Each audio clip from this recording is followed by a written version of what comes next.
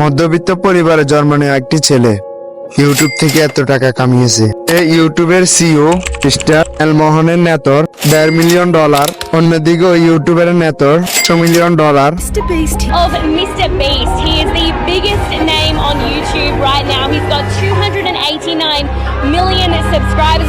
হ্যাঁ, আজকের ভিডিওতে কথা বলবো দুনিয়ার সবচেয়ে বড় ইউটিউবার মিস্টার বিস্ট সম্পর্কে। আমার পিছনে পৃথিবীর সবথেকে এক্সপেন্সিভ কার্স রয়েছে আর আমরা সেগুলোকে ওড়াবো, জলের উপরে চালাবো, ড্রাইভ করব। এটা একটা $1 বিলিয়ন সুপার ইয়ট আর এটা একটা পুরো শহরকে জলের উপরে ধরে রাখার জন্য যথেষ্ট বড়।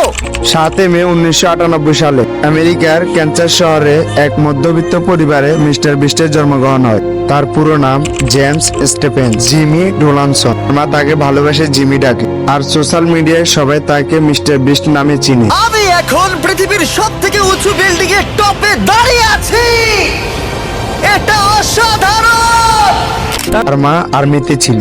তার পরিবার না তো ছিল ধনী আর না তো ছিল গরিব। কিন্তু 2007 সালে তার সাথে এমন একটা কিছু হয় যার কারণে তার পুরো জীবন বদলে যায়। 2007 সালে তার বাবা এবং মায়ের ডিভোর্স হয়ে যায়। কারণ হিসেবে জানা যায় তার বাবা তার মাকে অনেক বেশি টর্চার করত, যার কারণে তার মা তার বাবার সাথে ডিভোর্সের সিদ্ধান্ত নেয়। ওই সময় জিমির বয়স মাত্র 9 বছর ছিল। নিজের পরিবারকে আলাদা হতে দেখে সে নিজে অনেক কষ্ট পায়, অনেক বেশি ডিপ্রেশনও চলে যায়। পর্যন্ত জিমি তার মা তার ভাইয়ের সাথে থাকা শুরু করে দেয়।